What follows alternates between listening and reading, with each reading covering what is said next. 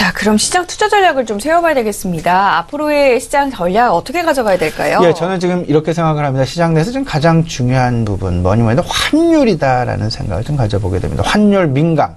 환율 민감도에 의해서 지금 현재 업종의 호황 국면, 이런 부분들이 순식간에 바뀌어질 수도 있다라는 것. 뭐 반도체의 호황, 석유화학의 호황, 철강 업종의 호황, 이런 부분들 생각을 해본다라면 환율에 의해서, 환율 민감도에 의해서 그들의 영업이익의 변화, 최근 SK하이닉스에 대한 시장 내 그리고 개인 투자자들에 대한 우려감 많이 나오고 있는 것이 사실입니다. SK하이닉스의 환율, 원화환율 10원 변화에 따른 그들의 영업이익 8조 원의 변화 생각을 해보면요, 8조 원 중에서 환율 10원 변할 때마다 2천억 원이나 변화하는 환율 민감도가 상당히 크게 나타날 수밖에 없는 그런 어떤 사업 구조. 반면에 삼성전자 같은 경우 영업이익 42조죠. 그들의 환율 민감도는 오히려 환율 10원 변할 때 42조 원 중에 1,700억 원 규모에 불과하다.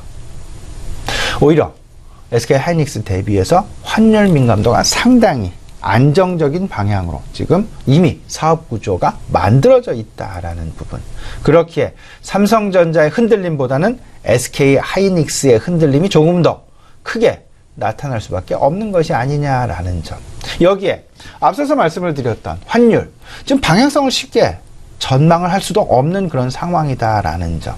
일단 트럼프 대통령의 조세 개편한 방향성, 지금 현재 이런 기대감에 의해서 시장, 미국 다우지수는 계속해서 연일 상승세를 지속하고 있다고 보셔야 될 것 같고, 이런 상황들이 지속이 된다라면 우리나라 경기 민감주로 다시금 시장 내 관심이 찾아올 수 있겠습니다만은, 하지만 혹여나 있을 중국에 대한 환율 조작국 지정 또는 우리나라에 대한 환율 조작국 지정, 이런 부분들이 나타나게 된다라면 원화의 절상이 너무나도 당연시될 수밖에 없을 것이고, 원화의 절상은 수출 관련 경기 민감주들한테 최악의 방향으로 작용이 될 그럴 가능성이 있을 것이다 라는 부분들. 따라서 환율의 방향성, 원화의 절상이냐 원화의 절하냐, 다시 말씀을 드리면 환율의 상승이냐 환율의 하락이냐, 쉽사리 지금 방향성을 전망하기에도 상당 부분 어렵다.